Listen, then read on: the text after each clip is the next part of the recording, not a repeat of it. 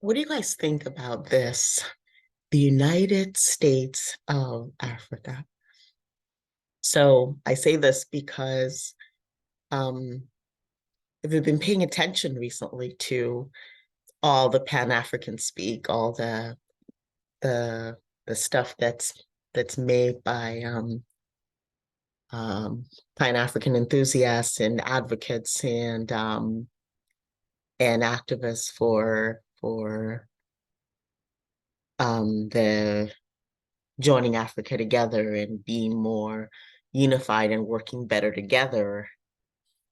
You know, there's a lot of talk, particularly by this um, Professor Lumumba of Kenya.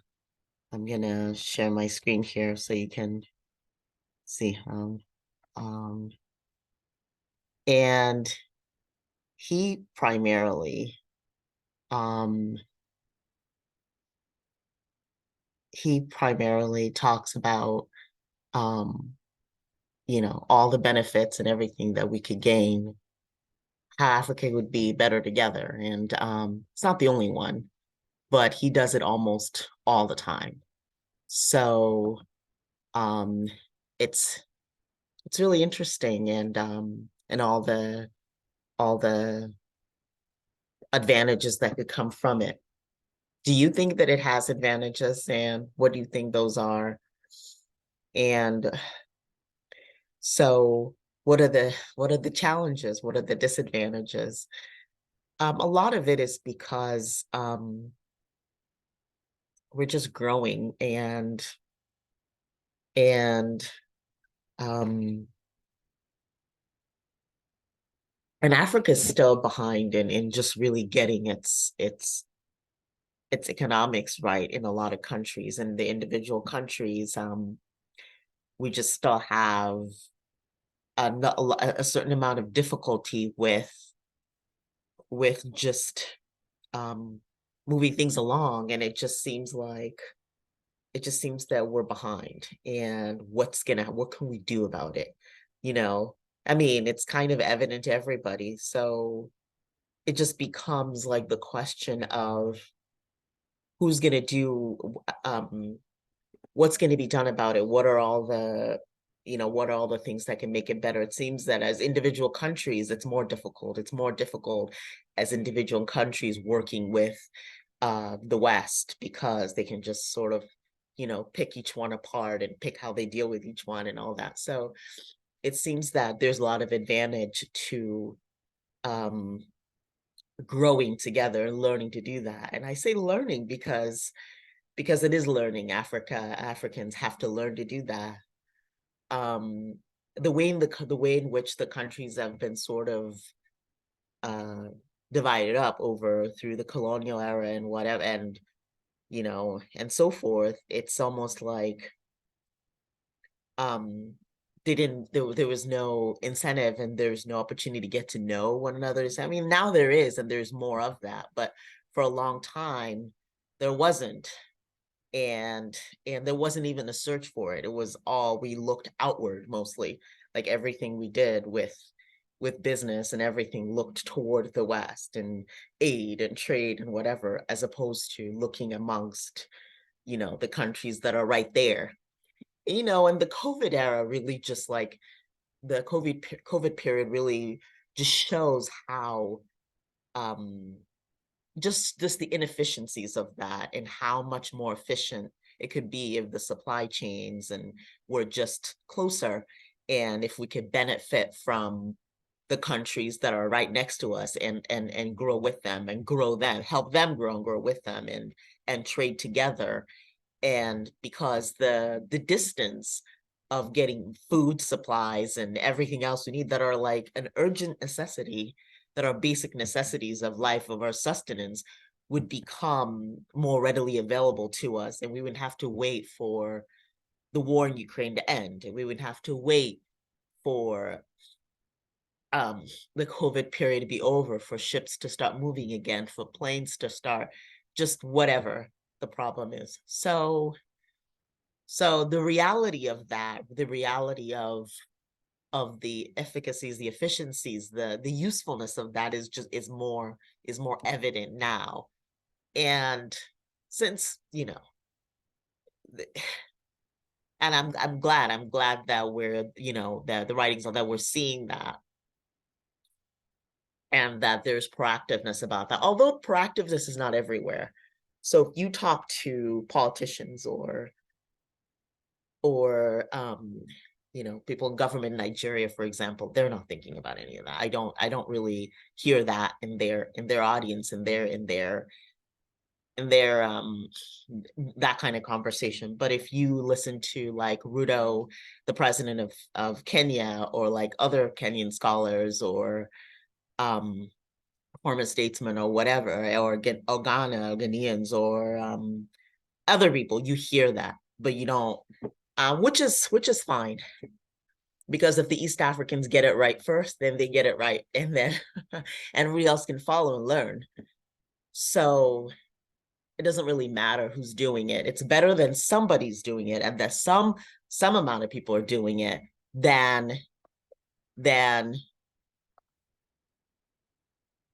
than for it to be a problem that is not being attended to at all. So an issue that's not being attended to at all. So I'm happy that um, that we have so much involvement from the East African bloc.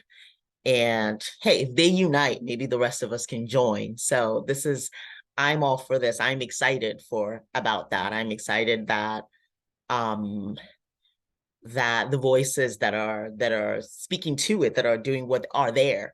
And I don't really care who it is.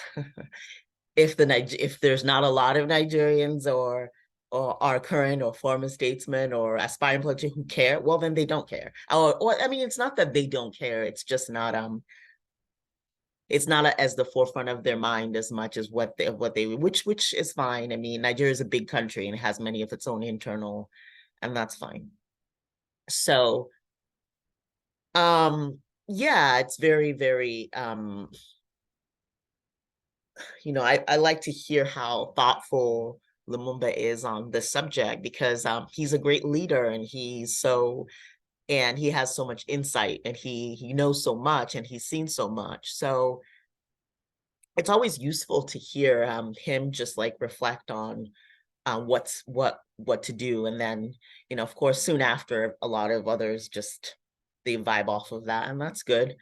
Um, so but then there's a lot of things. There is, language. So that's one big thing I just wanted to that's interesting. The idea that I mean, it's true to some extent that Africa should have its own language, that we shouldn't do everything in English or French, that we've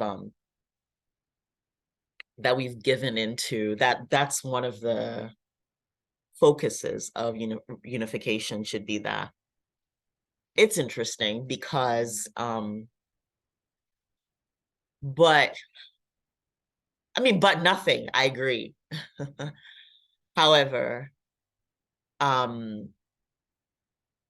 yeah, I mean, the most important step should be that there has to be efforts, and it has to be of interest to everybody. So I think the last time they tried to do that, they've tried before, it was as if like Nigeria, supposedly Nigeria didn't want to do that, didn't want um which I don't agree with. I mean, why not? There's more Swahili speakers across countries. There's more countries that speak Swahili, and it's easier to learn. It's supposedly more easy to learn because they don't have tonal, like Yoruba and like other languages, where it's sort of like you can say something, and then if you say it with a slightly different tone or different pitch, it means something else. And so you have to, so unless the language is kind of grown in you, and you really, it's tougher, it's harder to learn. Whereas Swahili doesn't have that. So supposedly it's actually one of the easiest languages to learn. So I think that um it's not a bad idea to say that all Africans should learn a African language, just so we all know one. so that like an identity is as your tribe or your country, you have that. But then your identity as an African, you know Swahili too, and everybody knows Swahili. I don't think that's bad. I think that's good. But of course, the main reason, part of the reason that helps is also to be able to it's the unification concept is like, well, we look to the West for everything, even language. And religion, you can't take religion away because it's this that's too weird because it's not supposed to be about mankind anyway, right? So God is supposed to be about God. So regardless of who told you that there is a God in heaven, if there is, then there is.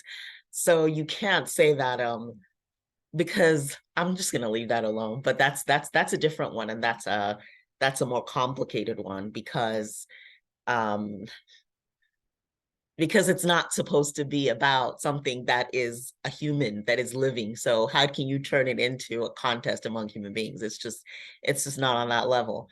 So regardless of what the images who of Bible characters, regardless of what the images are, of course the images matter because they influence, but that's another topic entirely. More to the point is the language thing. So if we're gonna have, okay, so everybody learns Swahili, right? And it's not too difficult to learn or whatever. So we can have a new language but it's and then we can talk in Swahili, right? And then you can have meetings and things like that, and conversations that have to do with things that help um Africans progress and Black race or whatever, that there's certain conversations that don't have to be spoken in English or French or whatever, which I understand. I mean, think about it. Like the Chinese, they allegedly either grew a virus in a lab or did whatever. And to even find out how that all took place, you have to learn an entirely new alphabet that's all squigglies to find, like, you have to do so much to learn how any of it happened, to investigate it, to do anything about it. And of course, it's horrible. The virus is horrible and everything. But the point is, they've made leaps and bounds of growth in the last 40 years, in the 40 years, more than any other country in the world, any other part. Of course, China, I mean, they have a lot of issues, but all those aside, well, their totalitarian government, human rights, whatever, all that aside, more to the point is how much more easy has it been for them because they don't have to, like, their culture and their language and everything is so unique to them. It's so theirs and so difficult for anybody else. So any other people can learn it, but there's no instant way to get into their business. It's true. There's no easy way to do it. It's hard. Oh my gosh. It's hard. But with Africans, because official languages in all our countries are pretty much English and French, it's really easy for anyone who wants to get in their business. So it makes it more difficult for them to plan anything or do anything, because as soon as we start, it's like, oh, okay, so whatever. So and that's totally true. So the idea that, like, that we need a language that is not, of course people can still learn any language, right? But it's more difficult, I guess, and like it's an extra step, or I don't know. So, but that's not the only reason though. It shouldn't just be because you want to discourage, like, to be able to plan and grow and do whatever without other people being like, oh really, Tom, or really, without that. Although, which makes sense, but more also just like I said, if there's like, we have a national identity and as language, and we have a universal, and the African identity, I think it is a beautiful thing to have something in the whole process, the concept of unifying, that does unify us, which is to know, to learn a common language to everybody. I think it's beautiful. I think it's a good thing. And um for reasons just as plain as that, I think it's a good idea. But then the thing is also like, um in order for people to make it a priority, we have to make it so that, like, people are just driven by economics. They learn whatever language in school or whatever that's going to help them get a job, that's going to help them do this, that's going to just whatever. So it's sort of like we have to match that by like the Swahili country, like Kenya and Uganda and Tanzania. They have to Tanzania, we have to start doing like doing well and doing things like people just in their daily lives, they're every whatever, they just do things only if there's like motivation, like economic motivation, whatever, something motivating them to be more willing to do it. It makes it better because it cannot just be for cultural enrichment purposes alone. If it's only for cultural enrichment purposes alone, or for purposes of like Pan-African activism alone, I feel like only like 20% of people are really going to do it or something. I don't know, maybe that's pessimistic and not true, but it just seems like in like a lot of people will say they'll do it, but only a small percent, just because there's not enough. It's like what's motivating them to do that.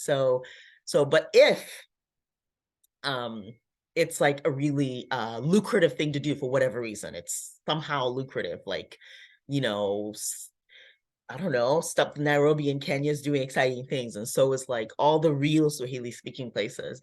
Then that is like an additional, that increases the motivation for it. I'm just saying that's just common sense to me. So I guess I'm thinking I love everything that we talk about and that is spoken about in the Pan-African circles of in Africa late. But what it is just like I always try to think about, okay, but how are we really going to do it and who's really going to do what and to what extent is that really going to play out? And yeah, that's all. So so it's just the encouragement of like, okay, well, if you're really going to do that, then you have to make sure that there's reasons for people to find that lucrative. Otherwise, it's like it's not. And also, like, it can be a generational thing too. You can start teaching in schools to the generations that follow. So maybe it's not a priority for people who are already like over 40 or say, or whatever, or who are already over, already out of university and whatever. But for those who are still in the school system, in the high school, in the secondary school system, and the university system, then the opportunity to learn that language should be more emphasized and really put to them. So whether or not they're even at a point where they're just trying to do whatever's going to get them a job, just start teaching that to them at that point when they're younger, when they're in school, so that so they're growing up with it. But I think it's a good idea. I think that the entire you know African language thing, that's one language, is good. And it goes towards that whole idea that like when we deal with foreign entities, in a lot of instances we can deal as one unit instead of like being picked apart and like, you know, but instead on the whole and combine you know and selves to determine, who's gonna sit at the table and decide how we're gonna do this. And it also makes it a lot harder to just like pick things apart and just go in anywhere and just start taking the resources out of the ground, because you just like me. It makes everything more around more of a central plan that everybody can come around and agree to, and less more difficult to exploit. Um, so so that sounds good. And I think that's a very exciting um possibility that to work toward. But I guess we'll see. I guess we'll see how, I guess we'll see what all that really means in reality, what ends up being done. But the people who have the resources and the ability to do it are there. Um, they just need to you know, keep mobilizing and keep pushing it forward and keep doing it. And, I don't see why not. So, yeah.